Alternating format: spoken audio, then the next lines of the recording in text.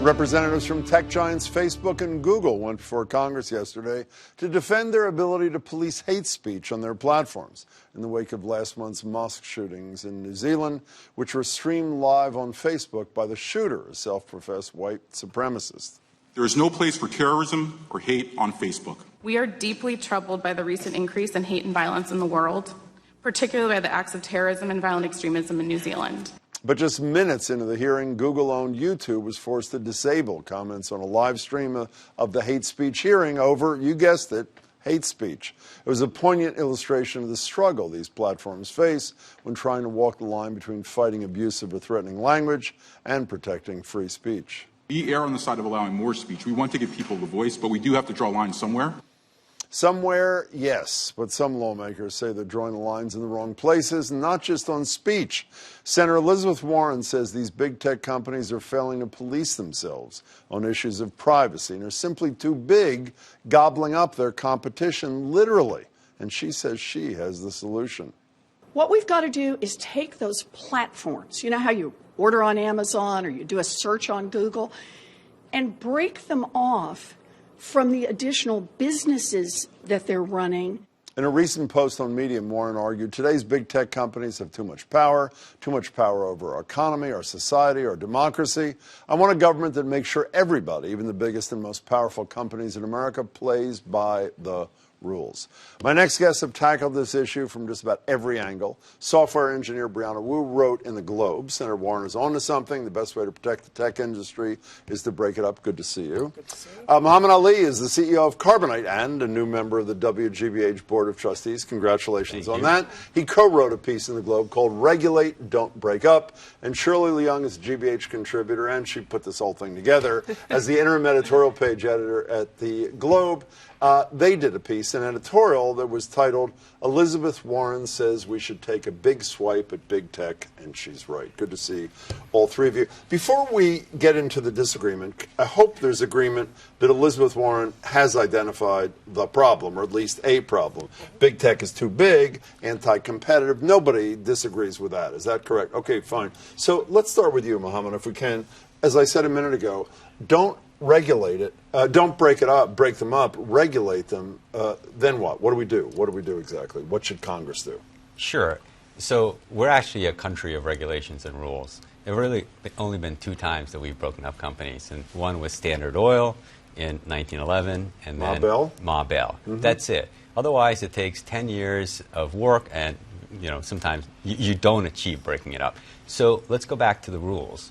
And the rules that I see have to do primarily, from my perspective, with competition. There are a lot of small companies out there now that are getting stifled. And we just can't have that. And there was a time when, the internet giants, and Netflix is a great case, right, where Netflix said, hey, we're a small company, this is a decade ago, we're getting stifled by the telcos, they are not allowing us to stream as fast as their content and so forth, so let's implement these rules. They call them net neutrality. They became law. And, today there's an ongoing battle over that. So we have a history of regulating. This is not something new. And when you say, when you said early on, there are only two examples of breaking them up, is it the scarcity of that experience that leads you to the regulatory solution, or you, on the merits, believe regulation is better than breaking them up into smaller companies? Well, there are a lot of negative aspects of trying to break up something that you just can't anticipate. However, we've regulated IBM to separate the operating system from the computers. We've regulated Microsoft, which actually allowed Google to come into existence. Regulation actually works, and we regulate hospitals, we regulate banks. I mean, we are a country of regulations. Great words if they do. We'll talk about that in a minute. You were much closer to the position taken, with one, I guess, exception, to Warren. Why do you embrace the Warren approach? Well, I want to say, overall, I agree with her. I think something's got to be done. We need to look at the antitrust portion particularly. You at Carbonite, right, if we want to talk about the tech industry, we are increasingly vertically integrated, which means if I'm on an Apple device, they have a music store, they have a video store, they have a backup service now with iCloud that, it is they basically, compete with us. They compete, they're gobbling up different areas of this. I want a tech industry where someone like your company can come along, can compete with a better product, and can have a fair shot in the marketplace. And you don't think regulation alone would get you there? Is that why you embraced? That's correct. I think that, for whatever reason, our Department of Justice has been more reluctant to pursue antitrust cases against companies. Oops. Oh, geez. Goodness. Yes, exactly. So in the last few years, certainly since the Bush years, we need to take this seriously. We need to go forward. I have to mop up the table while you're speaking. So, as I'm drowning in coffee here, can you break the tie, Shirley Leung? Well, okay. I'm not sure if I can, but I will say this. I think by and large, regulation is a big answer. And right now, the FTC should be strengthened. I mean, they need new tools. The era of self-policing is over. And the thing is, but I don't know what this brave new world looks like, because there are some, like you mentioned in the beginning, there are some free speech issues. On one hand, you don't want us to become China, where there is incredible censorship of the internet. That's going from one extreme to the right, other. But I guess I'm saying, but that's where we'll be. We don't want that. But what does some regulation look like? The UK is proposing an internet regulator. Should there be a new agency regulating the internet? But can we talk about regulation for a second? Really directed at you two for a second. The day after most of your op-eds, I loved it, by the way. So many different perspectives. On the 29th, I'm going to mop up while we're talking.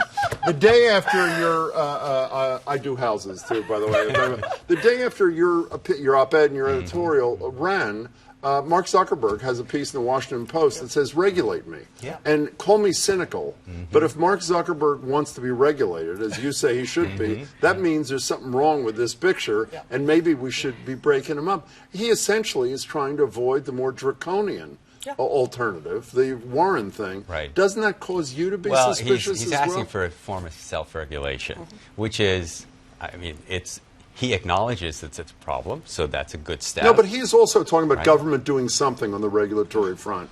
Not right, but not a lot. Okay. He really doesn't want government involved in this, but if government has to be involved, he wants to sort of define how that is, right? I don't think it's really the place of these internet platforms to define how they're regulated. I think it's the place of all those who are affected to define that. My assumption is if we had 100 people from the street here and said, what's your biggest problem with big tech? I would bet 98% of them would say number one is the privacy issue. Which of these two approaches, not the Zuckerberg form of regulation, you draft the regulation, you and Warren break up the companies, which of those would better address the issue of privacy that I think concerns almost everybody? You want to go first? I do want to say, Jim, my position is not break up these companies automatically. In fact, in my Globe piece, I talked about several areas where it weakens cybersecurity if we do that, meaning it weakens national security. Understood. So I want to be very clear about that. I agree with you. Privacy is where we need to go. And what I think is so risky is that the United States has abrogated our responsibility to regulate the technology industry. We were talking backstage about GDPR, which is a European initiative. It's a disaster for small businesses here in the United States.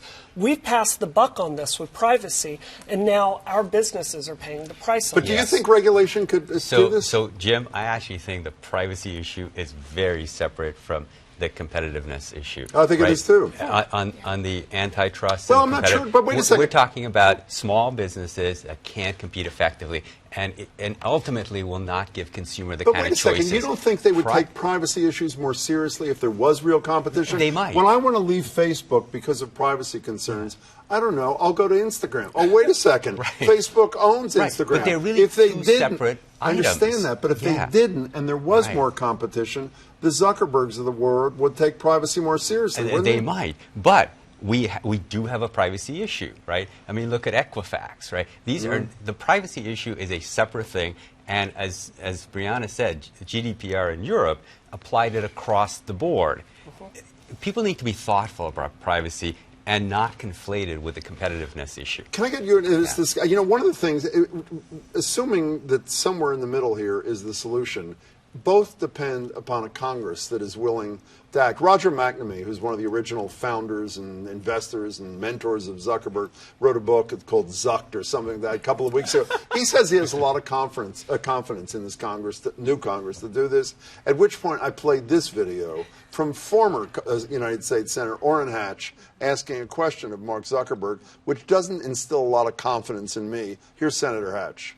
How do you sustain a business model in which users don't pay for your service? Senator, we run ads. That's almost like an SNL routine.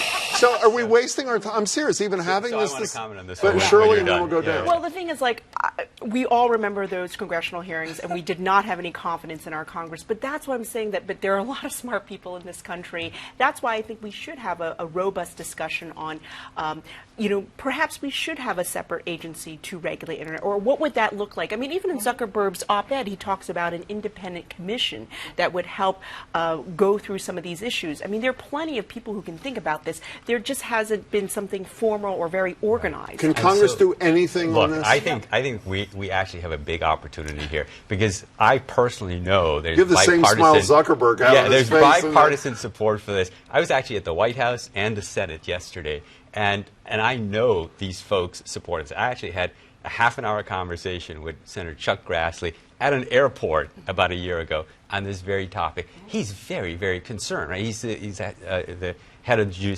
Judiciary Committee in the Senate, right? So I think one of the things we should be very careful about not doing here is polarizing this, making this a presidential platform. You know, the Democrats have this position, the Republicans have that. Actually, if we get together on this, the Republicans and the Democrats, there could be progress. You have the final word on whether Congress can do anything about anything. What occasionally frustrates me about this discussion is these kinds of bills would have to clear subcommittee first, and there is a specialized subcommittee to deal with technology issues. There are 15 people on it.